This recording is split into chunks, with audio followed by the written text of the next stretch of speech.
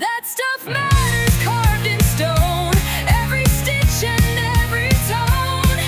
Living, loving, grinding through all the nerdy things we do.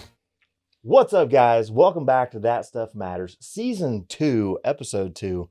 I am joined today by my friends, Ian Thudium, John Stuart. We're going to get into some intros in just a minute. But first, let's talk about that snowpocalypse.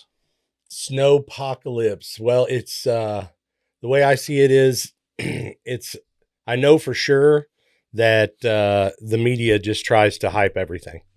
Yeah. I mean, my weather app said it was going to snow 1 to 3 inches the whole time, and we might have got 4. Well, so on Facebook, you see so many meteorologist reports, weathermen have pages, and it was like we're getting anywhere between 1 inch to 12 inches. It was like, I don't know what's going to happen. And I don't think they did either. No, the one thing they did have right that they were correct on, it's cold. It is cold. Yeah, they nailed it on the cold. One thing I learned about Facebook is you can't never trust nothing it says.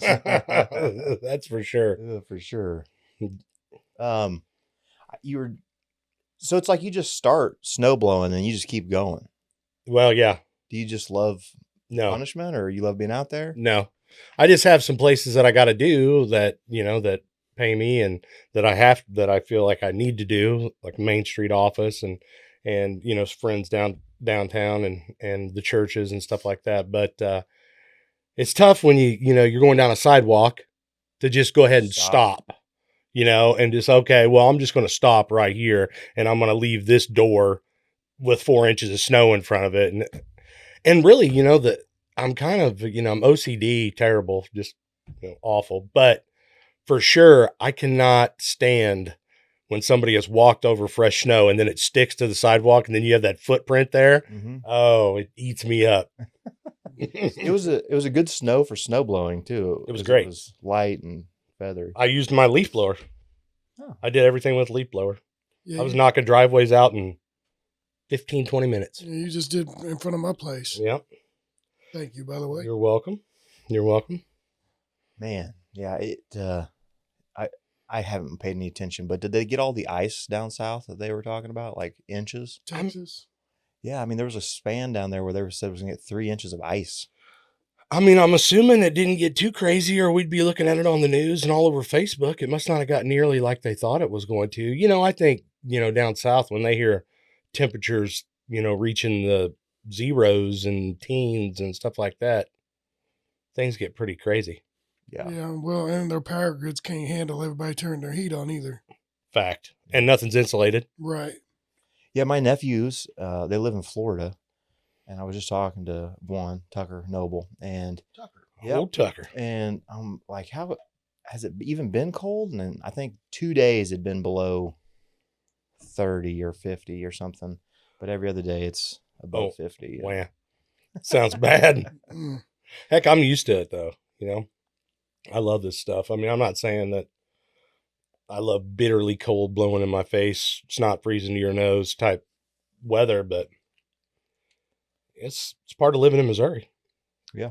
Part of being here in northern Missouri. It's going to get cold sometimes, and we need it to get cold. Yeah. I mean, some of those days when it's super, super cold, you get up in the morning and get that first breath of air. I know it's not all that great, but that's rejuvenating, getting rid of the mosquitoes and ticks. That's what I was getting ready to say. You want it to kill the mosquitoes and ticks, don't you? Yep. For sure. And we've had plenty of freezes this year. I mean, I think the ice, I bet you a guy, if he had a pair of ice skates, could go ice skate somewhere today. I'd say that ice is pretty thick. Did we talk about that on the last episode? I think we did. Because I do remember people ice skating in Brookfield when I was younger. We used to have an ice skating pond. Yeah. Yeah, out there by where I almost said where the dog catcher was, but the dog catcher hasn't been there for years. But out there by the city barn, there was a little place that they would freeze up. There was it would hold water right there, and they would freeze it up, and it was a spot you could go ice skate. I mean, you couldn't rent skates or nothing. You had to bring your own stuff. Yeah. Yeah, I remember that. It just used to get a lot colder. But that's like one of the stories I feel like if I tell my kids or kids at school, they just like, hey, shut up, old man. You're making that up. Well, when I start telling stories about me ice skating, I mean, I don't care who's sitting in front of me. They're like, They're like, what? They're like, you're lying. No, I used to ice skate. We used to have my grandma's house. We had a whole bucket full of ice skates. And like when I got old, they bought me a brand new pair. And when I got a little older and grew out, then I got another one. Niall got mine and then passed on down to Noel. We had ice skates that had little double blades on it for the younger kids. And we had a whole, Really? yeah, my grandpa had, I remember when I was young, so maybe he was in his 50s or something like that. But I can remember my grandpa Lane out there in these old hockey skates, these leather, old hockey skates out there ice skating with us. Well, And actually my Uncle Bill, Bill Thudium, hello Brookfield, Bill was a really good ice skater.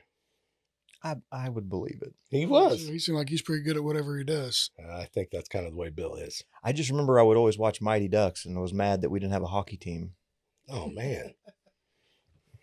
We'd be a good hockey town. Yeah, I would not have been a good hockey player, but Me I neither. wanted it.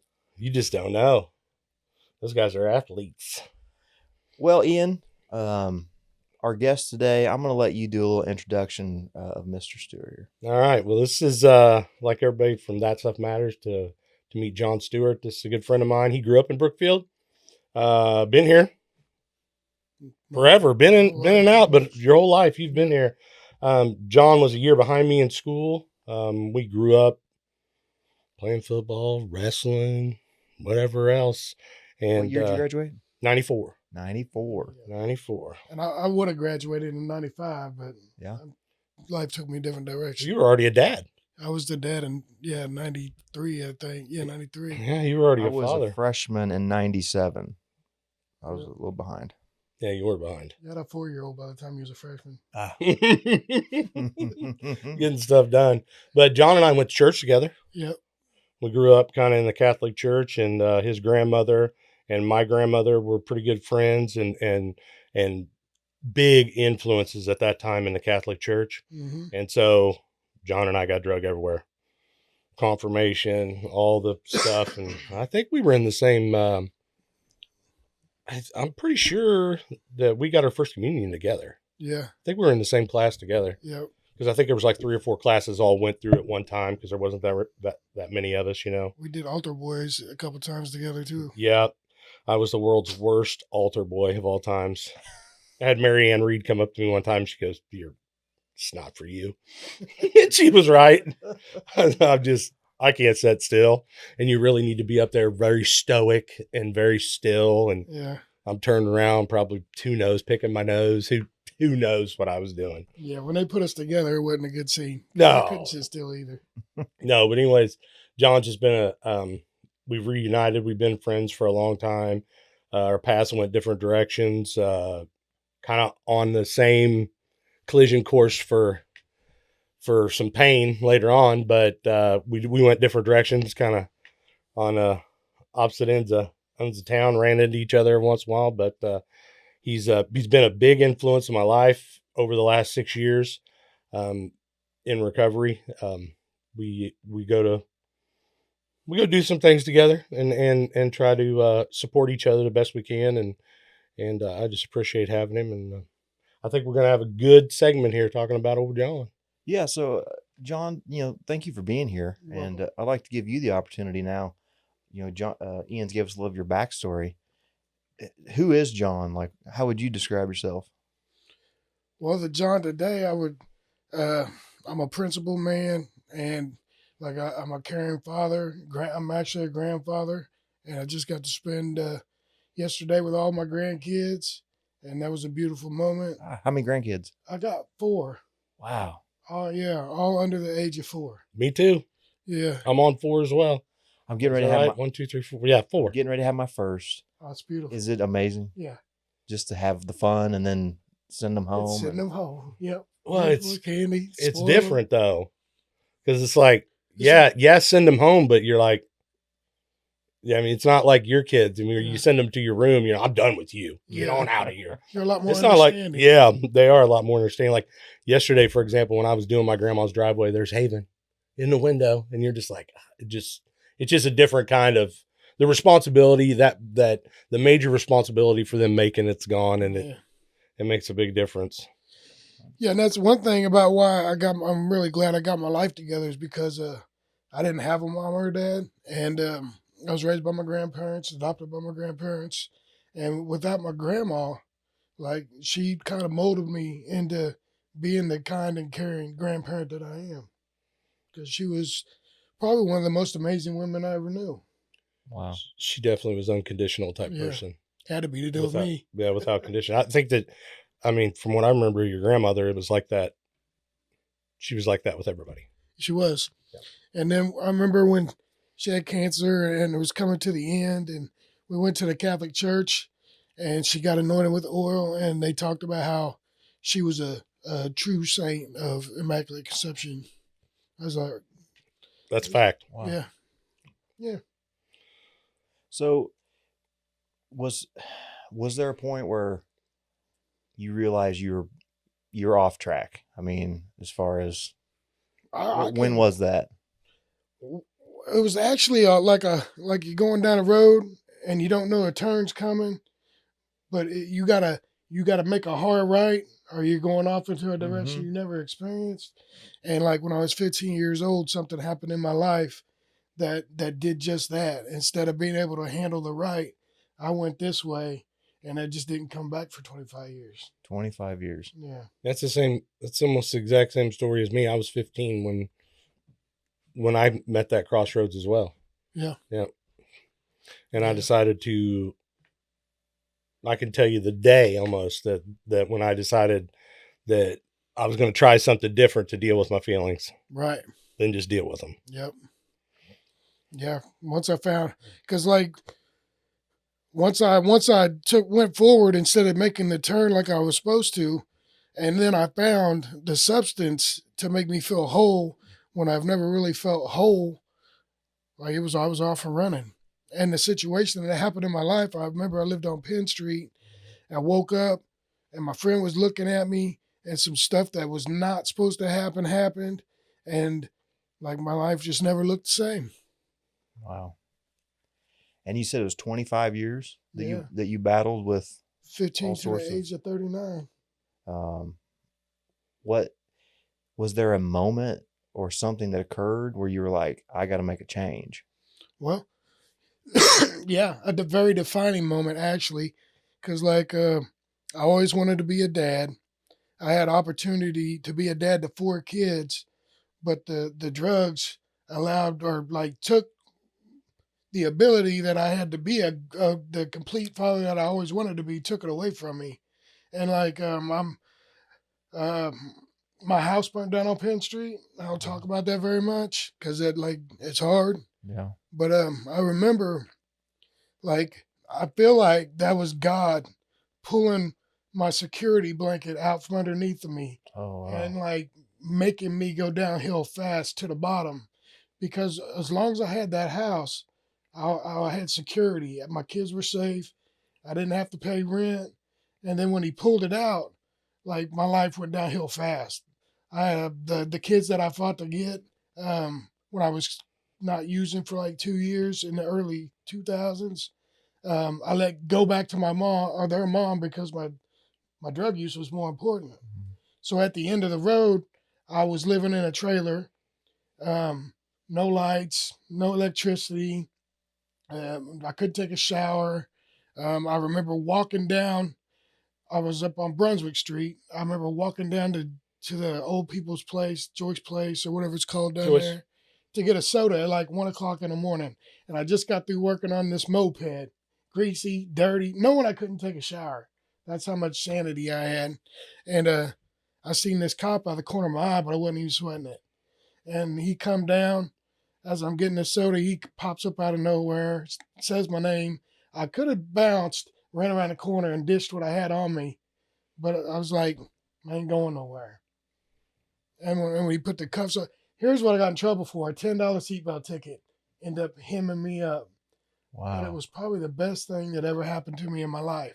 And then God made sure that the pain I was feeling and he enhanced it, because he put me in prison at 6:30 in the morning with my oldest son at breakfast, and him and his buddies over there laughing, yucking it up, and I'm like, man, there ain't nothing funny about this. Mm. Because for the first time in 25 years, all the feelings and emotions that I've been trying to evade, they all surfaced. And like, I had nothing to numb them or run from them or run from them. So I'm sitting there looking at him and I'm asking myself, what the hell have you gotten yourself into? How did my life get to this position? And I swore to myself right then that I was never going to use no more. I wasn't going to sell no more dope. I wasn't going to be a menace to society. And I believe in that moment, God lifted my desire to use. But when I got out, I had to do some stuff to protect me from myself because it wasn't never in that was going to get me messed up or make me go get a bag of dope so I could sell it and ruin other people's lives. It was always me. Mm. So I had to put some things in place to protect me from me. Taking ownership, Yeah. man, that's powerful. Stuff. Because next month we've got a leadership course for students in Brookfield, and next month the topic is ownership and about like being able to take ownership of your faults and your flaws, and that's a tough one. So It was a tough one for me. Yeah. well, I mean, I'd just soon lie to you than feel less than. Right. I'd just soon make something up than feel less than. I couldn't deal with that. With all the accomplishments I've made over the years and John's had, for me, that was the break. That's when I started my journey in recovery, it's the first thing I had to quit doing was lying. Yeah. Because I couldn't deal with the feeling of you being better than me.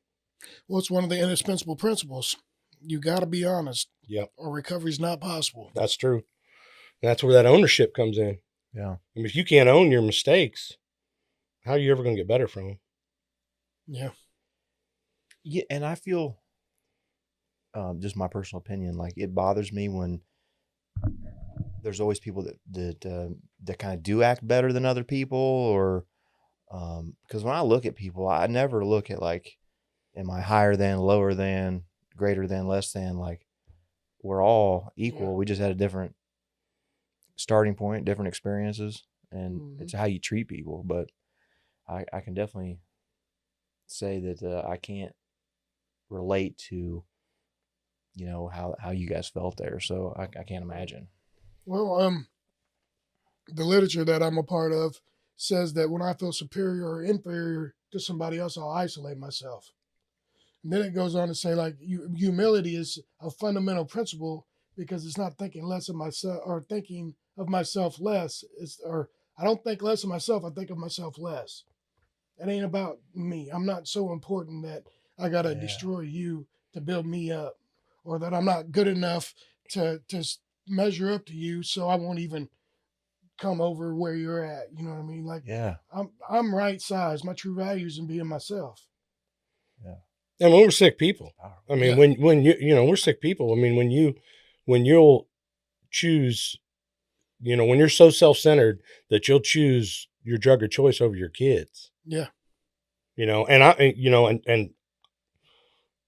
I, in my heart of hearts, think John was a much better father in his addiction than I was in my addiction.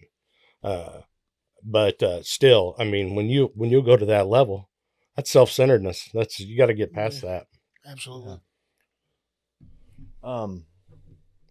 So when you realize that you wanted to make change, it's not like there's one decision that's going to just lift you up and take you down the right path. It's got to be a daily commitment to make the Mhm. right choices. But how does a person in that spot start? Like, where do you go? Well, when I went to court and got sentenced, because they let the meth charge get an SIS, so when I was done, like it fall off my record. But to Shannon, thank you, Terry, by the way, he hit me with 2 5s running consecutive on 2 ounces of marijuana. So like I had to do time on one if I messed up on probation before I could even start the other one, and it don't fall off my record. Mm. I felt like he knew marijuana was going to be legalized later down the road, and everybody would get pardoned because that's what happened. Later, it got legalized, and what do they call that when you get a felony took off your record? expunged or something like that. got Expunged. expunged, and I didn't Yeah. even have to do nothing.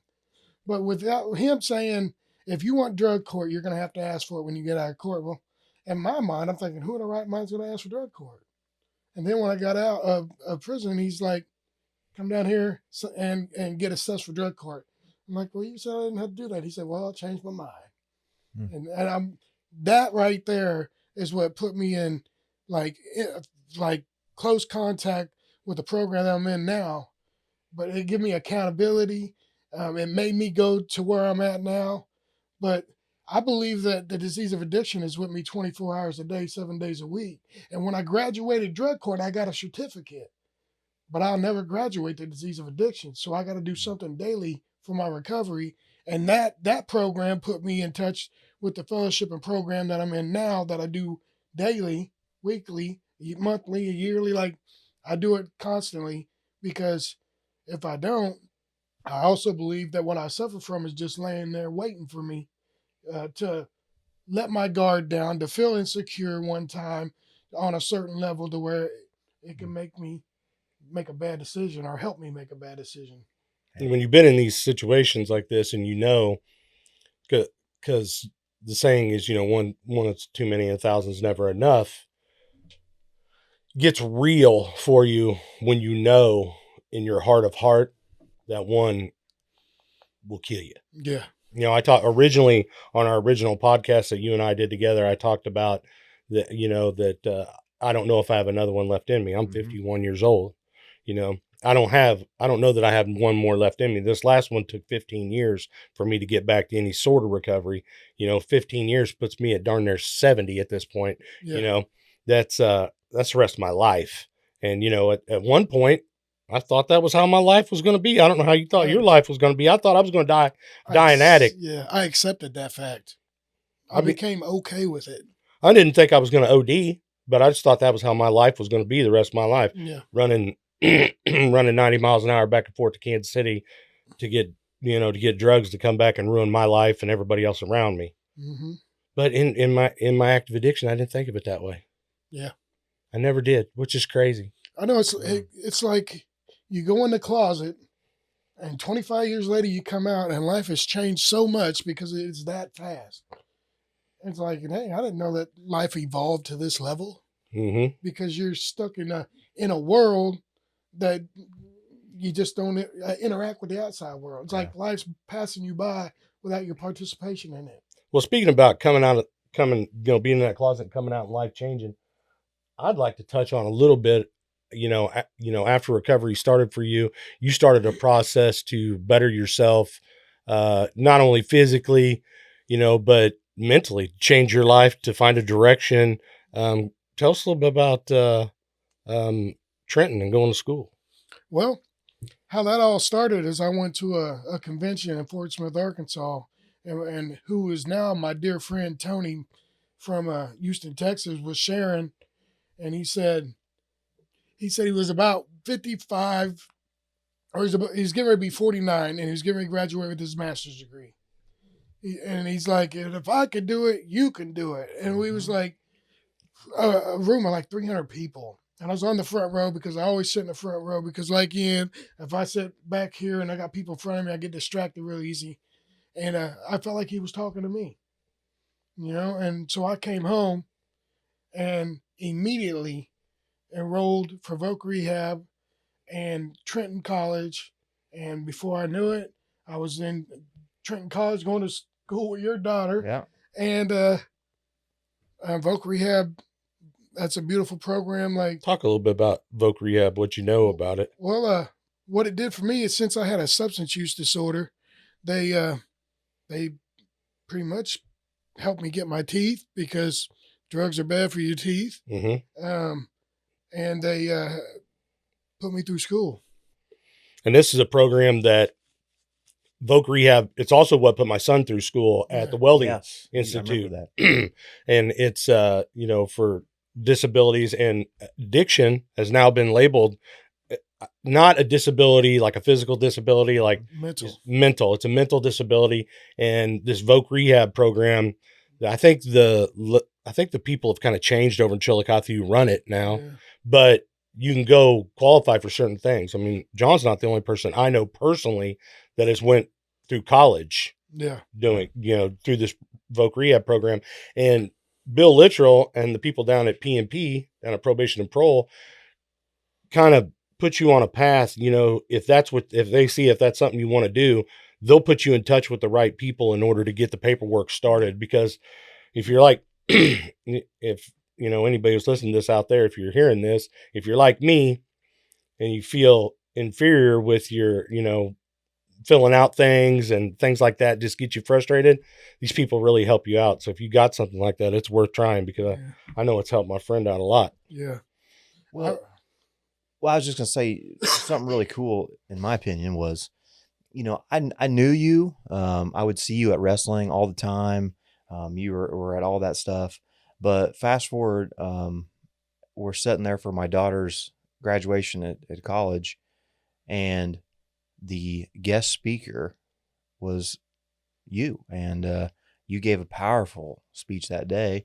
Tell me a little bit about that. Like, that that was a full circle moment? I really had no idea that was going to happen like that. I was nervous.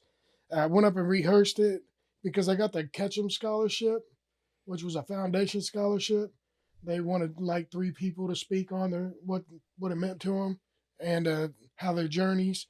And for some reason they put me last, but I was up there doing my practice run, and the lady's like, because I was all nervous, stuttering, and just rolling right through it. She's like, you need to pause here and just try to make it more impactful. And I go up there, and I prayed to my God before I did it, and I go up there, and I paused at the right spots. I emphasized the right spots, and when I got done, I just put my head down and I walked over. I sat down, and I look up, and everybody's on their feet clapping. Standing People next to ovation. me, everybody. And I get up, start clapping. I thought they were just clapping for everybody. I look at people, and they're looking at me, and I realized, well, shit, they're clapping for me. You know what I mean? So I stopped clapping. It was in the Ketchum Center, Yeah. and it was packed, and I can't imagine. I mean, 1,000 people, or There's a lot. There's a lot, and he did give a very powerful speech, and I remember it was like a standing ovation for you, sir. Well, did you ever see the response on Facebook? It was posted on Facebook. Yeah. I shared it, and I mean, it had a response like you wouldn't believe, because it's powerful to see somebody pull themselves out of the gutter and to come out and graduate college. Graduate. At the time, was that an associate's? You were graduating? Associates, yep. And then they didn't the old voc rehab didn't waste their money on you, John. No, sir. You didn't stop there.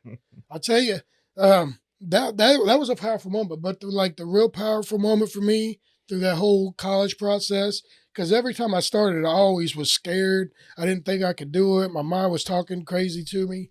But like when I graduated with my master's, there's a part that in my literature that says, the full fruit of the labor of love lives in the harvest, and it always comes in its right season. When I graduated with my master's degree, the same mama that didn't get to see me get clean, I got to graduate on Mother's Day. And that was probably one of the most powerful moments of my life. Yeah. Yeah. That's big time. That's big time. That was the full fruit. That is the full fruit. Yeah. And still producing. And you don't know when it's going to come. You push that stuff. For me anyway, when I start pushing that stuff to, just like, we're talking about our past a little bit here, and a little bit of, what has come out of the hardships that we went through. One of the things that we deal with all the time is, forgiveness, Mm-hmm. with, some of the things we did, it is something that's vital for my recovery, because, a lot of times those things are things you can't do anything about. Saying you're sorry is not enough. Right. So you got to get in there and do the darn work. Yep. And it's just an amazing process. I'm glad to be a part of it, and just to kind of step back. And I know we covered it a little bit on the last podcast. I also went through the treatment court, drug court program, same as John. Mm-hmm. And I was introduced to it by John in jail. John was able, after his recovery, to come bring the message of recovery to the county jail. And I just happened to be sitting on the floor that day. Yeah.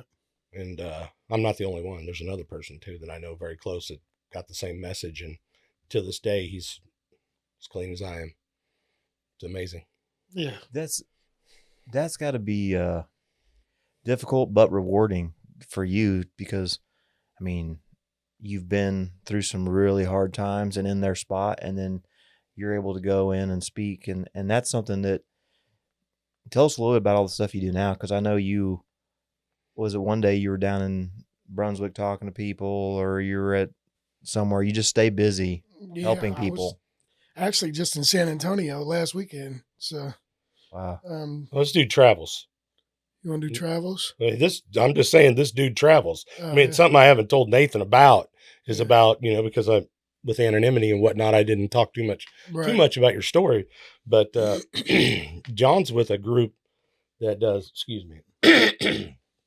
John is with a group of men and women in fellowship, mostly men in this group that does a lot of traveling. Yeah. We're all connected in one way or the other, but John does a lot of traveling. I think I've heard people say it before, blacktop recovery. Asphalt recovery. There we go. If you don't get no asphalt recovery, it's your own asphalt. Yeah, there you go. Yeah. We was actually, my sponsorship family was actually supposed to meet in Abilene, Texas this weekend, but the weather and the way the power grids don't hold up in Texas when it gets real cold, and the way people react to ice being on the roads, that we had to cancel it. So, but the next one is in April in Lake Charles, Louisiana. So I bet I'm going to get asked if I want to go. you probably should go. It's gonna be a good time. Yeah. Wow. I've been to one, and it was a great time. Huh. That's really remarkable that Well, you've got your own life and things I'm sure a million things a day like everybody else, but you always put that as a priority and go speak and help. well, I mean, it's led you even further than that. We talked about your associate's degree. Where has schooling taken you over the last 9 years? What do you get? What do you got behind your name right now, John? I got an LMSW. I'm a master social. I got an MSW. I'm a master social worker, but I'm getting ready to take my licensure for the 4th time. Let me throw that out there. I've been trying to pass this darn test. I got the information. I know how to practice it, but something about sitting down at a test thing just it gets me. But I'm going to pass it this time, and then I'm going to have an LMSW, and that's going to open up a whole new world of opportunity for me. Wow. So social work is, you have a master's in social work yep. right now. So starting from scratch at that, since he was with Kaylee at the award ceremony and gave that speech, he's managed to work himself into a master's degree. Yep. 3 different colleges. I went That's to Trenton wild. for associates. I went to Mo West for my bachelor's, and I went to UMKC for my master's. I'm a college dropout, so Me too. that's incredible, man. Yeah. Took me 5 years. Hmm. 42 to 47. Wow. Yeah. That's cool. It was rough and scary. I bet. I can't imagine. Because I was a high school dropout. The first time I got out of prison, within the first month, before the drugs took back a hold of me, I went and took the GED and I got it. 1999, October. And little did I know, I was going to use it to get a master's degree 30 years later. Yeah. 25, whatever. Yeah. You're a smart guy, though. That's not anything I was ever worried about, was whether John, that whole class behind me, I was always jealous. They were always kind of smart. Mm. I did manage to make the president's list twice and the dean's list twice throughout that journey. So I was a lot smarter than I give myself credit for. That's for sure. We always are. Hard work does pay off. It does. That's incredible. It's so powerful because, life's hard, and I think people are always looking for the easiest way to cope with things. Yeah. And to see that you can make a string of bad decisions and feel like you're lost, and then have a master's degree, and now you're out counseling people and helping people. Mm-hmm. It's very remarkable. So I think is very remarkable, and I love John for that he loves helping other people. But I get more inspiration from John because, and I want you to touch on your family a little bit here, your kids, but his relationship that he has sparked over the last 9 years with his children has been amazing. And he's had some stuff go down. Yeah. He's got, I don't know if you know it, but John has a son that had a heart transplant. Oh, Jaden. man. Jaden, Yeah. I did not know touch that. on your kids a little bit. Yeah. Well, my oldest, he's still, he's struggling right now, but he was struggling and he got himself into a situation. But he has started actually working the same program I'm working while being in the county jail. So, like, hopefully he'll stick with that path and life can change for him just like it has for me. My daughter is in San Diego getting ready to be medically retired from the Navy. And Jaden, How long has your daughter been in the Navy? She's been in a 8 while. years. 8 years. Wow. Yeah, doing fantastic. Living large. Yeah. She got a husband. If I was to handpick him, I couldn't have did better. Yeah. Wow. Yeah. Yeah. And then Jaden, he just made the president's list. Jaden's in school. I didn't know. He went to college, just started college after had his heart transplant and going to be a nurse. Just made the president's list. I couldn't be more proud of him. He's doing his thing. He's going to be a smart. nurse. Yeah, that dude's so smart. Oh, man. Can you believe? Wow. Yeah. You think as many doctors' offices and nurses that boy's seen in his life, you think you would run from that kind of stuff, and now he's running to it. It sounds Wants like. to help. Yeah.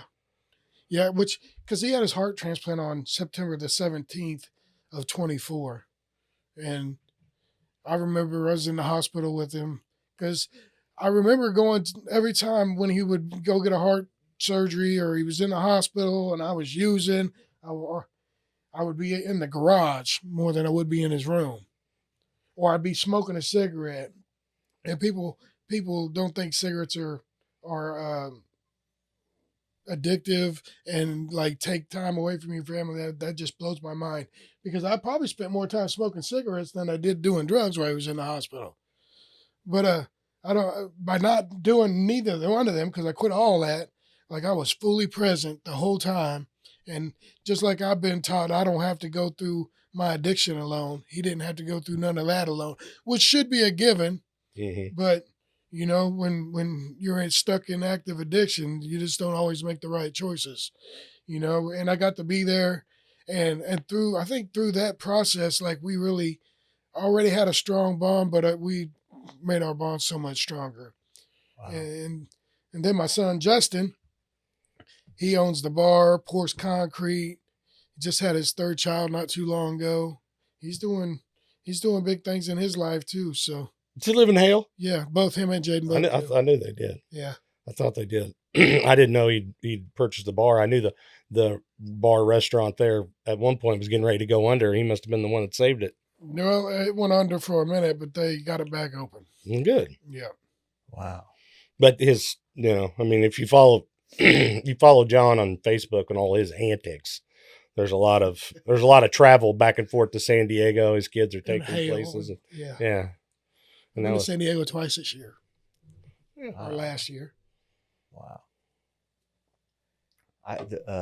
So I'm a huge 49er fan, and bucket list is I want to go to a game in Santa Clara with my son. So you're out there on the coast that I want to go see. Joe Montana won't be there. He I've been to retired. I've been to San Fran twice in the last 3 years too. Really? Beautiful. I'm going to get there someday. I could tell you. You guys went there last year, didn't you? Yeah. San I was Francisco just last there, year? yeah. Yeah. One of the things I've learned in being clean and in recovery is that I make the most out of every day because I don't know if I'll be here tomorrow. So if I want to do something, I try to make it happen because I may not get another opportunity to do it. So I would encourage you just to make it happen. Make it happen. Maybe because that memory with your kid, you'll never be able to get again if you don't go do it. Well, you just Yeah, got right. challenges Gotta on. figure it out now. And you'll be so grateful that you do it. Yeah. You'll have to wait till next season, though, bud. Oh, yeah. It's going to be a while now. So you got time to plan. Yeah. But the crazy thing is not only is John going all these places, but he's generally dragging somebody with him too. Mm-hmm. Because, when we first get in recovery, a lot of times everything that you had is gone when you get back out of jail. And it's just kind of the way it is. Every time, everything I was lucky, and I had a girl that stored my stuff in the garage, but a lot of times, as soon as the handcuffs go on, as soon as they haul you off, somebody's coming in your house to relieve you of what you had. What you got? Yeah. So you're starting from zero. So I know when you first got in recovery, I know you've shared lots of times, there was people that drug you. You didn't have nothing. Yeah. You didn't have Took me anything to everywhere. go. Yeah. So I used to drive I was to the point where I was fitting to start doing bad things again when I first got out. But then Daniel Miller, who is no longer with us, God bless his soul, was a Mennonite from Linnaeus, drove Amish. He put me in a van, and I started driving Amish people, and I would fill that van up when I wasn't working, and we would go to meetings all over the place because somebody just showing just a little special interest in you and believing in you, like, can make all the difference in the world. And just because they didn't have no money to eat, because we usually go out to eat, like, people used to buy my meals. So I don't know how many people, I don't say this to brag or boast, I don't know how many people's meals I bought, but I didn't do it for that. I did it so they could be a part of. That and for yourself. Yeah. Itself, Yeah. Some of them are still doing it. Some of them are not. It wasn't up to me to decide who's going to continue and who wasn't. It was just my job to do my part, to let them know that they're a part of, and if they want to keep doing it, they can, and they can ride with me. And do you feel a little bit like some people are always one good meal and a talk away from making a better decision, or Oh yeah, maybe if they're in a bad spot, they'll think about that and want to try and yeah, make a good choice? yeah. That's the hope shot. It is. Unfortunately, it doesn't always work that way. It don't. You can put yourself out there and put yourself out there. And one of the most frustrating things in recovery is when you see the writing on the wall for somebody and you know what the outcome is going to be and you can't stop it. And that's where the togetherness of all of us being able to bounce things off each other and, share honestly, because honestly, we can come in here and share, but some of the stuff that we have in here and the memories and the things that really bother us are not always appropriate for everybody. Right. So we have to kind of put ourselves in a situation where there's people that can understand those kind of things. You're a very understanding person, Nathan. I feel like I could tell you anything and you're going to be right up front with it. But some of the things are just not appropriate. Some of the things that I think are funny, I mean, I can't just, make all kinds of jokes about prison and some people don't think they're funny. Right. Yeah. Some of us who can make fun of ourselves for some of our mistakes, that stuff's pretty darn funny stuff. Right. Not only that, but when a person gets 30 days clean, like, to normal people, they're like, well, that should be a given. But for us, we're clapping, we're cheering, Yeah. we're celebrating. People getting, a license or insurance on your car, a place to live. Getting visitation with your kids. Yes, we are celebrating because we know what it's like not to have them things and not to be able to make a conscious choice to do the right thing because of how powerful the disease of addiction is.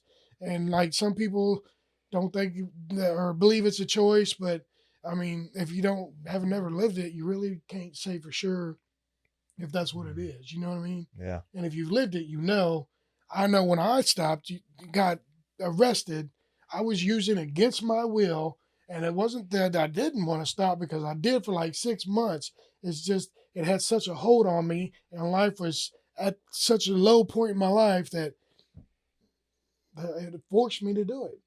Yeah, because there's a big debate out there, and there's even a debate within recovery communities, different recovery Mhm. ways, whether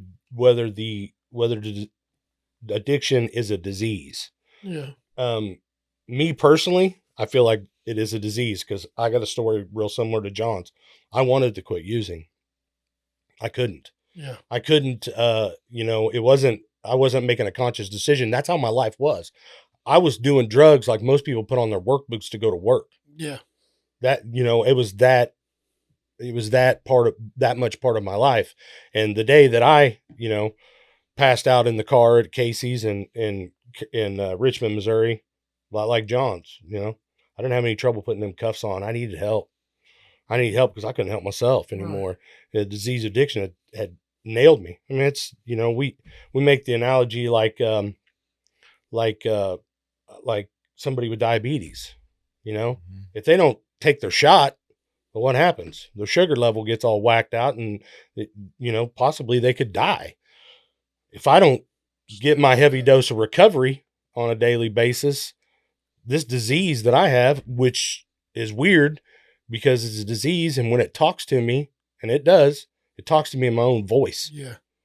The good stuff is coming over here. It's in my own voice, and the bad stuff's over here, and it's in my own voice. And I need to have somebody in recovery like John and like so many others to help me differentiate those voices. Can I ask a question? How important is it for people to build a relationship with Jesus, find some sort of religion? Do you feel like that's an important aspect of it at some point? For me, I don't go to a religious program. I go to a spiritual program, and the steps talk about the God of my understanding. And so, like, you can either get with God now, or you can get with God later. Eventually, you're gonna get with God. But the good thing about the program that I do is I get to choose what my God is. I don't have to go off of what you tell me it should be, Right. or what your beliefs are, and I get to go off of what works for me. And because it's funny how I can't do that part, but it's necessary in my own personal views, a relationship with God, because the disease of addiction is a power greater than myself, but it's destructive. So I need a power greater than the disease of addiction to combat it, and there's only one power greater than that. There's got to be 3 requirements: loving, caring, and bigger than myself. Mm-hmm. And that's it. I mean, I talk about it all the time. There's in our group, and you'll catch us during this conversation maybe pulling back on something. Yeah. We're pulling back on something because anonymity is the basis of our program. So there's certain rules that we adhere to, because if we don't adhere to these rules, we get screwed up in the head, and next thing you know, that some addict dies. Yeah. So, but as far as how the higher power works for me, I always had faith in my life. I told you, we talked a minute ago, we grew up in the Catholic Church. We had faith. We were pretty steadfast. I was pretty steadfast in who I was going to call God. Yeah, me too. Okay. But I didn't have a relationship. It was just in name only. I wasn't having a relationship with my higher power, and I didn't realize how that could work in my life. I mean, sometimes I use my higher power simply as a vessel to put things in that are too much for me to deal with. Mm-hmm. Just like it's a locker box that I can put it in. I can't handle this, God. You take it, because I can't deal with it, and it's going to mess me up. Mm-hmm. Now, almost 100% of that time, it don't stay in that locker very long before I get convicted, and it's time for me to work on whatever that is. But, at the base of our program, self-centeredness. So the way I feel about it, yes, the drugs were a higher power. They acted as a higher power, but I was acting as my own higher power. Mm-hmm. And that's a real problem. Self-will. Yeah, that's a real problem. Because I'll just, bowl over everything. Everything's okay at that point. If I'm the higher power and I'm the one making the rules, what's off the table? You answer to you. Yeah, what's off the table? Nothing. That's what you'll do whatever. Where we're at. That's what got us to where we're at. Exactly. Answering to ourselves, or where we were. Man, that's just really powerful, moving stuff, guys. Thank you both for sharing all that. Well, that's part of it. And we got and not only through our program, but you're actually doing some counseling now, right? Yeah, I am. I know we can't talk much about that, but yeah, well, they should know. I'm an inpatient counselor. my end goal is hospital social worker or school social worker, but right now I'm where God's got me is being an inpatient counselor. So I work with people fresh off the streets, fresh, but it's really no different than what I do out here. Because like my literature tells me that I must put my recovery first, and so like, and this might sound weird to some people, but my recovery is my top priority. So when I go to work, they get the John that they got because of the recovery that John works. And I let it be known right off the jump that this is things I have to do in order for me to be the person that I am. And like most people don't have a problem with it if you're just honest from the get start. So I go in there and I work with other people and they're like, "Oh, you've lived like I lived and you're a counselor." And some of them think you're there just because of the paycheck. I'm there because I want to help people. If I was there because of the paycheck, I'd be getting a lot more money. You know what I mean? Do you find that helping people helps you? Absolutely. I can't keep what I have unless I give it away. It's the only way it works. Yeah. Paradox. I mean, for me, it's the only way it works. Yeah. If I didn't have somewhere to go on Tuesday, Wednesday, Thursday, Sunday, if I didn't have somewhere to go to share this stuff and I was to go home, I mean, my wife is a very loving person and she has stuck through the most crazy times with me, hostage situation, I mean, not a true hostage situation, but it was a hostage situation. And she was held hostage by an addict and, but some of that stuff, I do share with her, some of the stuff, but you don't get the relief, because going and working on a recovery together, one thing I was able to see was progress in somebody else. Mm-hmm. Okay. I can see the great things that happened in their life because they were clean and sober. And I can also see the terrible things that have happened in their life and watch them come out on the other side clean and sober, even though grandma passed away, even though mom died, even though kids were taken away. Because a lot of times once we get clean, we still have consequences. Both of us did. Yeah. We had wreckage of our past. We had consequences that we had to deal with for years. I'm still dealing with it. Yeah. Still dealing with it. There's just consequences to the action, to what we did, I mean, that's one thing that puts us into service. Yeah. That's one thing that puts us into service. That's how I started the flower deal uptown. That's how John started driving every freaking road from here to El Segundo to go to meetings, because the service is what kept us in the game. Yeah. Can't stay stagnant. In our program, we say, if you're not working on yourself just by doing nothing at all and standing right where you're at and doing nothing for your recovery, you're going backwards. You're in relapse. You're not making progress. Not just making progress every day. You have to continue to make that decision and do something for your recovery every day, or you're going backwards. Yeah. And that gets you dead. Gets me dead. Most of the guys that I hung out with, I've shared before, a whole bunch of them gone. Yep. Never coming back. And the worst part about that is most of them died right after a stint of clean time, because my drug of choice at the time when I quit was opioids and heroin. And one thing that happens is the disease of addiction is progressive, but your tolerance isn't. So these guys go in there, get a little hope shot, get 30 days clean. Their tolerance goes down. They come back out, they use again, they die. Just like they did when they quit. But that's just where you come back, man. How many times we've seen it, John? A lot. The disease of addiction is progressive. I mean, you do not get a chance. I've seen way too many times. You just don't pick up one day, decide, man, I'm just going to use one day. And all of a sudden, everything's gone. I mean, things go so fast from folks that relapse. That's the scary part for me. That's why we continue on. Like you were talking about, you got to give it away. Yep. I got to give it away. I got to be in service to the next suffering addict. Have to. Man. And I know that's one thing that John does all the time. And he's not afraid. And that's another thing that Narcotics Anonymous talk about boundaries a little bit. What's that? Talk about boundaries a little bit. What do you mean? You know, setting boundaries. That's one thing we never did in our addiction was All set right. boundaries. Well, when I first got clean, one of the hardest things I had to do was cut people off. Hmm. And since I got clean here in Brookville, where I was a menace to society, the only people that I hung out with and were friends with, well, so-called friends with, was people that I used with.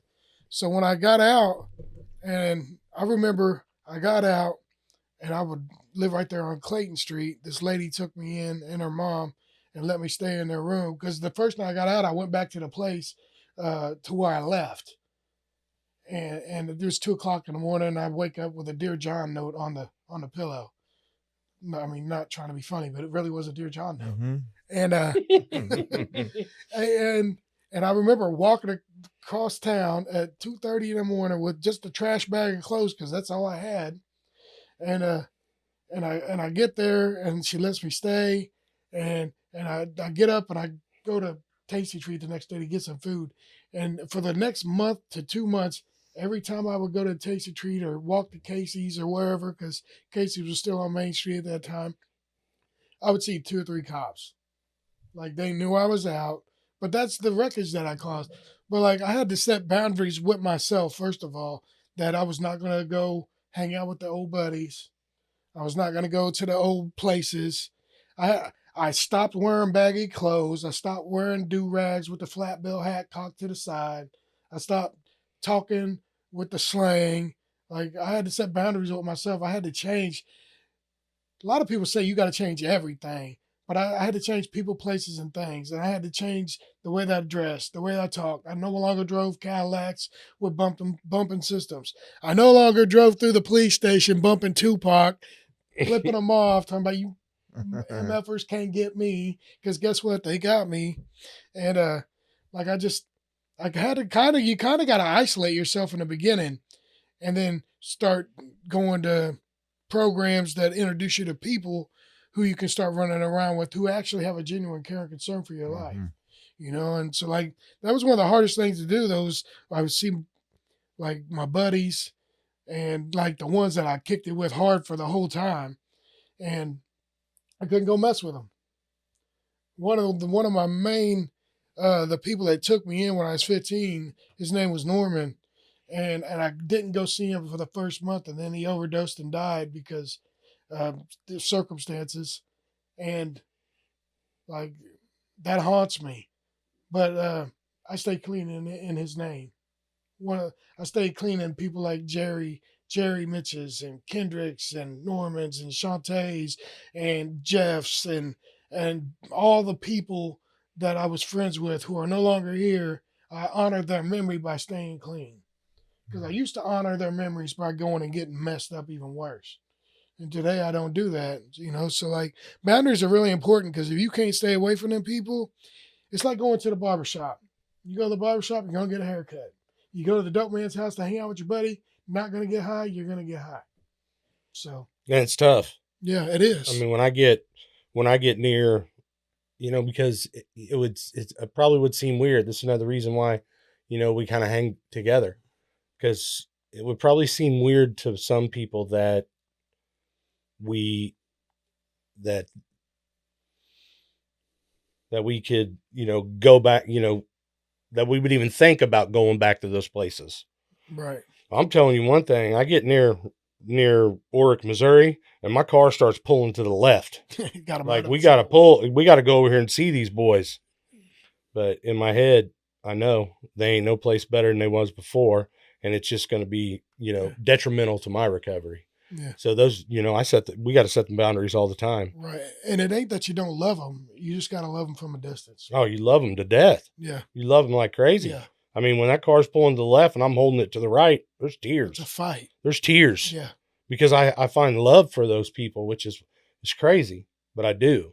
You know, I spent a good portion of my life hanging out with them. Yeah. But what I've learned in recovery, though, is if you stay clean and keep doing what you're doing, some of them going to come over to the other side and join life with you. Yeah. And start enjoying life. Join Because life. I I like think that. Join life. You probably have to accept that you can't change them. They have to want to You come to gotta the other want it. side. Yeah. Yeah. Mm. Because unfortunately, we're in control of nothing. Yeah. We ain't control of much in this Right. world. We don't get that option. We just kind of Hey, the only thing I'm in control of is my attitude and actions right here, right now. right now. But our minds tend to focus on all those things we can't control, Oh yeah. Oh, and you get stuck there. Mm-hmm. Yep. yeah. We used to. There was a question when I was in treatment court. I can't remember what step it was in treatment court that we had to do, but at the end, the counselor would always ask, "Are you trying to control things outside your control?" You remember that? Where they'd ask you I that? didn't have to do that part. You didn't have to do that Thank part. goodness. The counselor would ask, "Are you trying to control things outside your control?" And of course, the correct answer is no. But I mean, really? Always, I'm trying to Always, control yeah. things outside my That's control. a trick question. It is. Yeah, you try to influence other people and other things, trying to get the result you want, but you have no control over so many things in life. What is what do you? So where's John go from here? I am gonna. What's the future look like for John Stewart? I know it's bright. I'm gonna continue on my journey of recovery. I'm gonna pass this test next month, and hopefully God will open the door to either, because I want to be a hospital social worker because I already help addicts. So I want to do that because of the way they treated me and my son when he had his transplant. I want to get back in that capacity. But if not, then I school social worker would be cool too. Yeah, I think you'd be great You at know, that. so Yeah. I it's think gonna. I don't know what God's got in store. I just got to get in position to handle whatever it is He's got for me. yeah, especially in today's world where, I mean, increasingly see people, show up at different meetings and talk to me that are just getting their drug of choice from the gas station. Oh yeah, So, Hmm. I mean, it's out there. yeah. And marijuana's legal now. Marijuana's legal now, but even worse than that, Yep. that's Kratom. kratom drinks and those drinks All that they're that. selling at these Yeah. gas stations. I'm Those- telling you, parents, watch what your kids are drinking out there because it is as strong as anything that you can get off the black market. Yeah, and the kratom stuff, you go through withdrawals a lot longer than you do off of heroin or fentanyl. Oh boy. And you go in these gas stations and you can just sit there and read. There's like 7 different types of kratom you can pick from in there, and they're all supposed to do different things. And Yep. I wonder, do people even really understand sometimes what they're buying? Well, the scary part is, well, sure, they don't understand what they're buying. None of us do, unless you're Right. some sort of biologist or something, They just chemist. like how it makes you feel. Yeah, they're just buying it. And the problem is, I mean, it's an instantaneous deal. It's like taking a pill, I mean, nobody just snags up a Vicodin and takes it, and then all of a sudden you don't feel some sort of way. You're going to feel some sort of way. These drinks are that strong. I mean, it's not going to be, build up, and it's word go. Mm-hmm. As soon as it processes through you, you're high, and it's scary.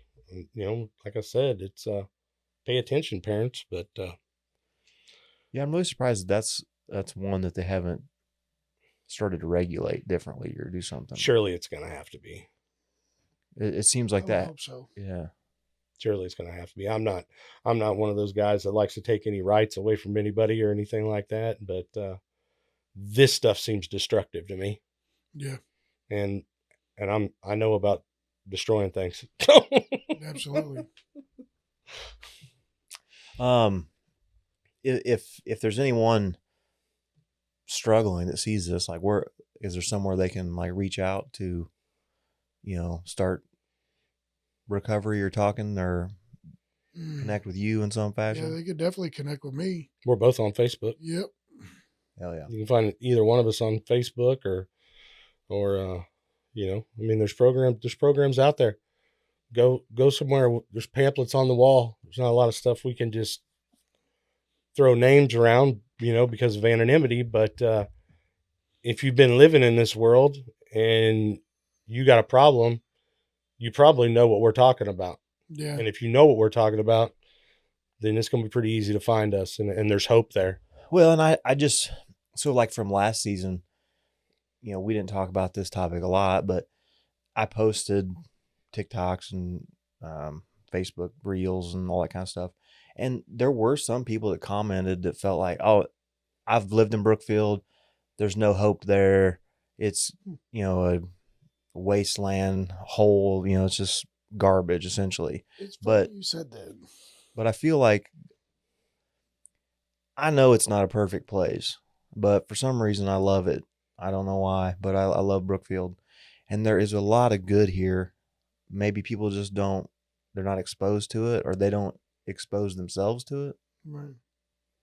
I know. I've been to over the last 5 years. I've been to a couple different places, and ain't nowhere felt like home like Brookfield does. Mm-hmm. And I used to call it a black hole and this and that, but I was never clean when I was doing that. Once I got clean, and I'm not saying the people that say that aren't clean, but I'm saying for me, once I got clean here, and life is going to be whatever I make it to be. Mm-hmm. I can blame the town, I can blame the person, I can blame the situation, but what am I doing? You know, that's what I got to look at for me is Yeah. it's going to be whatever I make it to be. If I'm making it be a productive, happy life, it's going to be a productive, happy life. Yeah, if you want to do a little extra, you're gonna get a little extra out of Yeah. it. So, hey, Period. sometimes being happy causes you to have to do a little extra. Yes, it does. Yeah. It does. For me, for sure. But Brookfield being a black hole, I'm just gonna have to agree with John that it's gonna be whatever I make it, you know, and you can live in that. I mean, I get it. You can live in that and wallow around in that muck and mire of what ifs, you know, if I had a, Raising Cane's here, there's not enough place to eat. There's not all this, I get it. We got Taco Bell now. We got a Taco Bell now. That's ridiculous. Come I mean, on. What more we do got pretty ask much for? everything. We had one before too. Yeah. We can't forget I that. remember. But we have to, you got to take an active role, just like we do in our recovery. I mean, just like I said, if we're not active, we're in relapse. So I think in your town, where you live, you got to play an active role. And we've talked about this, and I feel like it's a problem in Brookfield, and I felt like it's a problem for a long time. We have a huge disconnect from the top to the bottom. And John and I have both been at the bottom, and we realized that disconnect. When we were at the bottom, I didn't care what the sidewalks looked like in Brookfield. Right. When I was at the bottom, I didn't pick up a piece of trash that was floating across the road, because I didn't find ownership in it. Mm-hmm. Today, I find ownership in the place I live. So I'm going to do that little bit extra. I take ownership and try to take ownership in everything I do at this point, because you got to own it. We said that earlier. Got to own it. Dang it. Yep. Yeah. Yep. Make Brookfield better. Yeah. Well, and that is where we started with ownership. Ownership. And I get pretty frustrated. I think a lot of people feel like you have to be somebody or have a title or be some elected official or be some spot on a board or a committee. You don't. Anybody can just show up for anyone or anything and help, and that could be, I would assume, in any regard. Well, it's a prime example right here with John sitting right here. You take an active role in your life and you get a positive outcome, Yeah.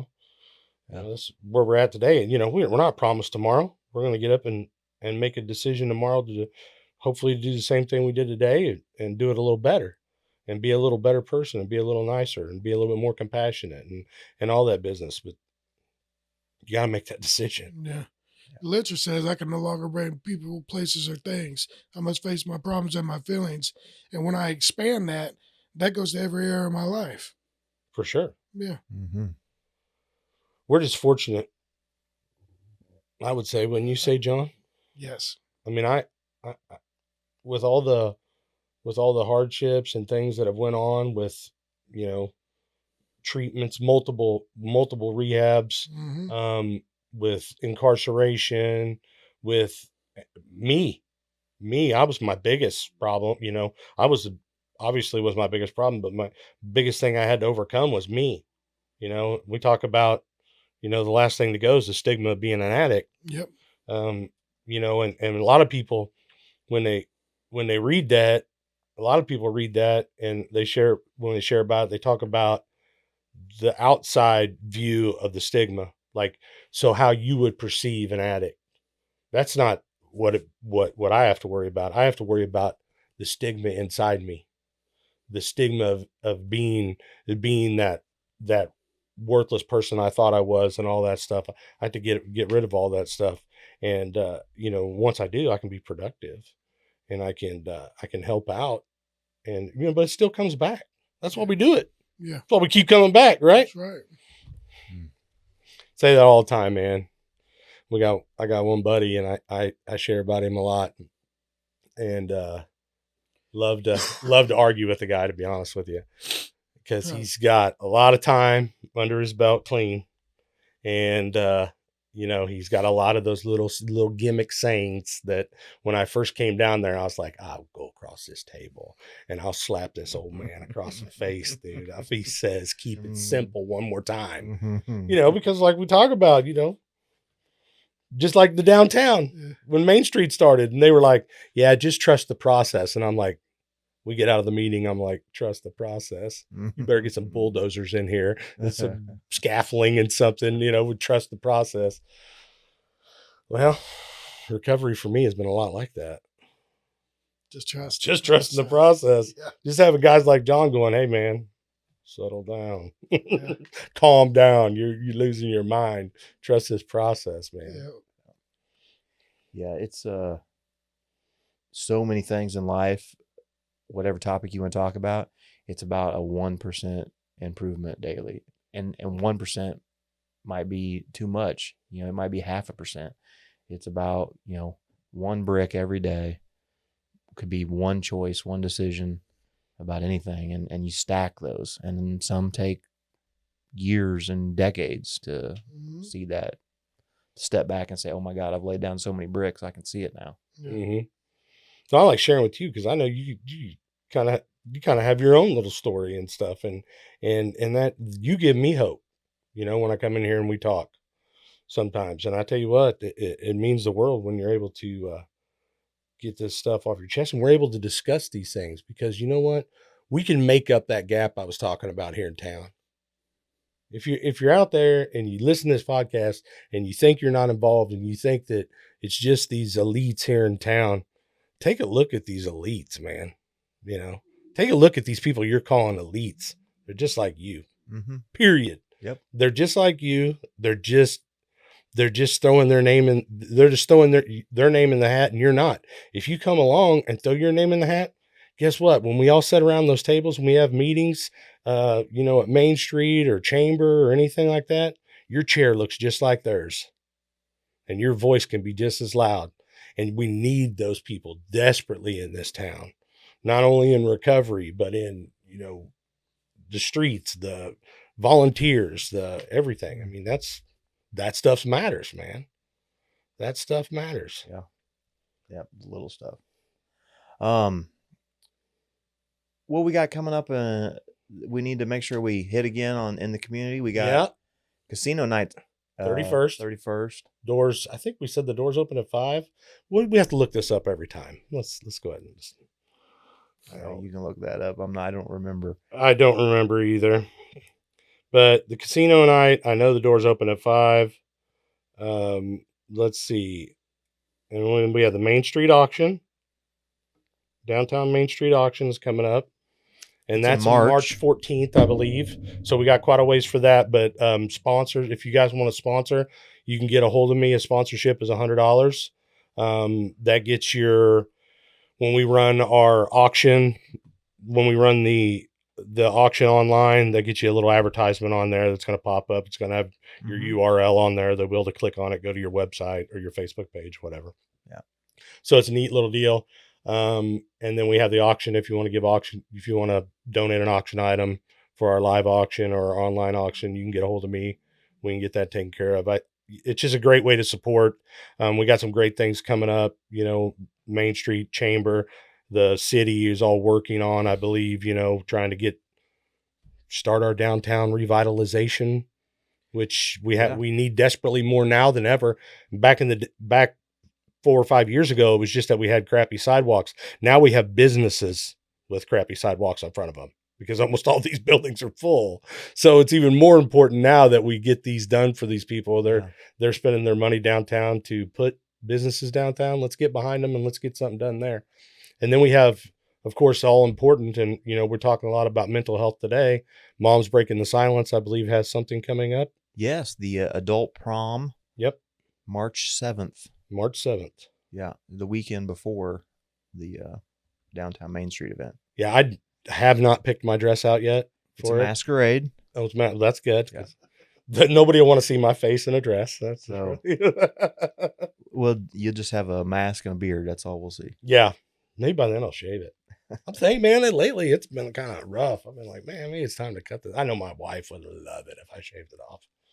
I wouldn't know what to think if I saw Well, it's a great thing about having a big old nasty beard is when you shave it off, everybody in the world goes, you look 10 years younger and 20 pounds lighter.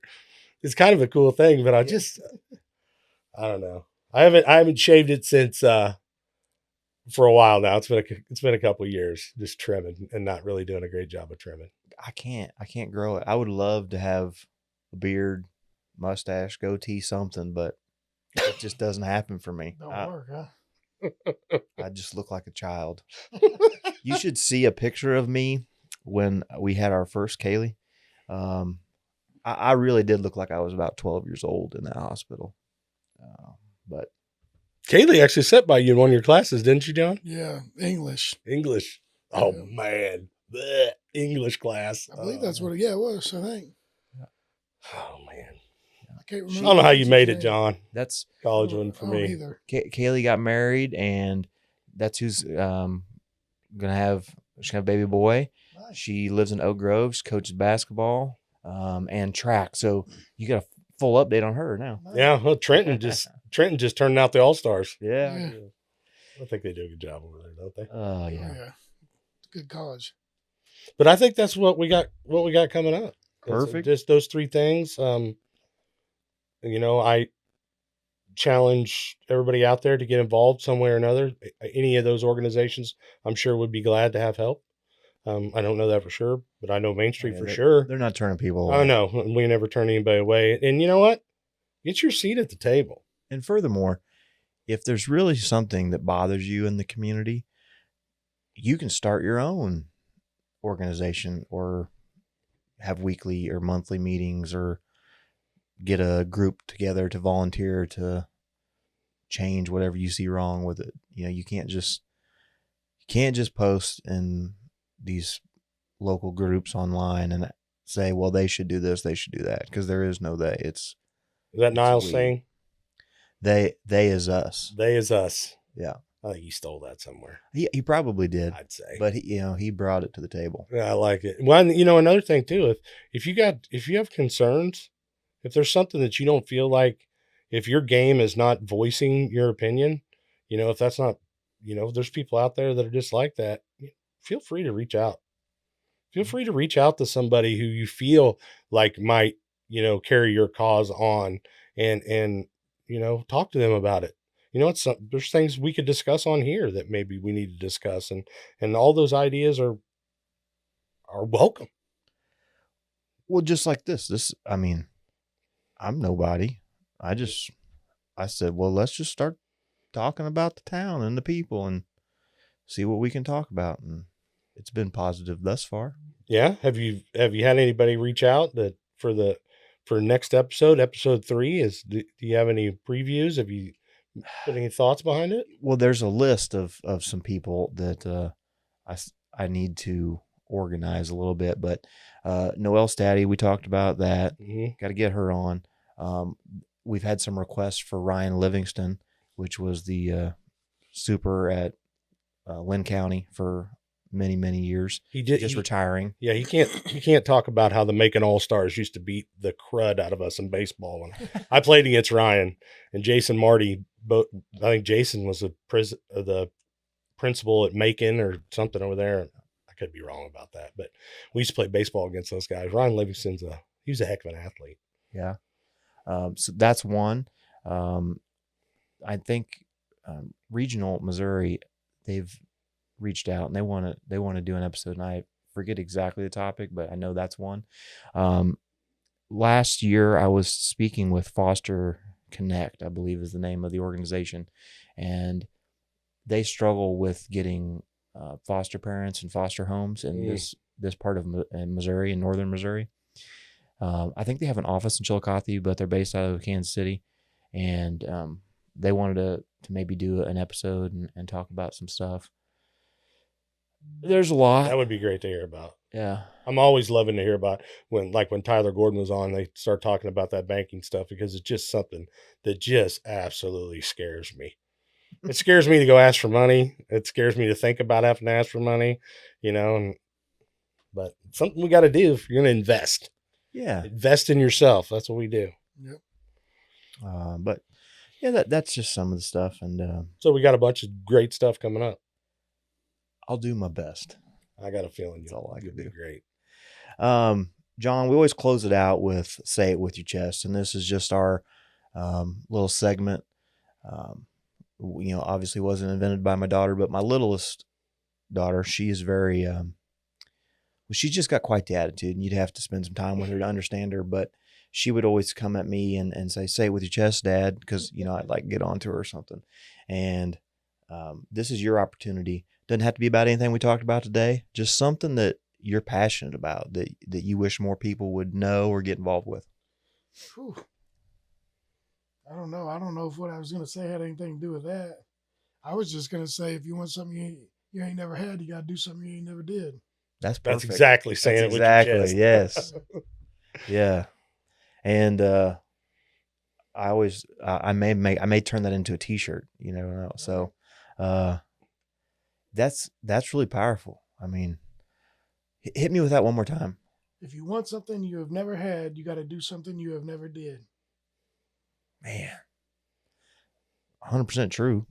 I mean, you have to step outside of your box, get uncomfortable, push yourself if you want to achieve anything great. Mm-hmm. Man. I'd like to say thanks, John. Yeah. Thanks for coming in and sharing your experience, strength, and hope with me. And also thanks for what you mean in my recovery. Yes, sir. And likewise with you, Nathan. Coming in here and doing this and being a part of this is a major part of my recovery at this point, and just being able to listen to the people, I'm not always directly involved, but I'm listening to the podcast, and everybody's got their own story, and everybody's got their got their piece of hope in there. As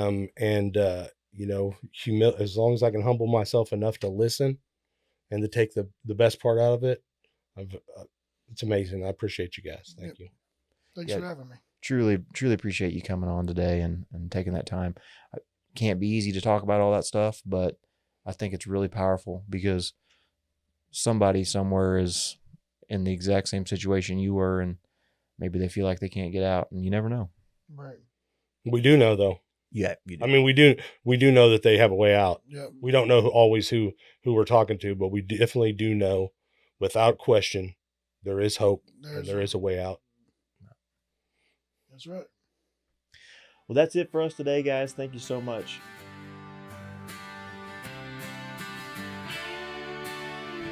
That's going to do it for this week of That Stuff Matters. Come back next week. Who knows what trouble we'll get into. If there's somebody you would like to see on the show, message me. Let me know about it. Have a great week, everybody. That stuff matters.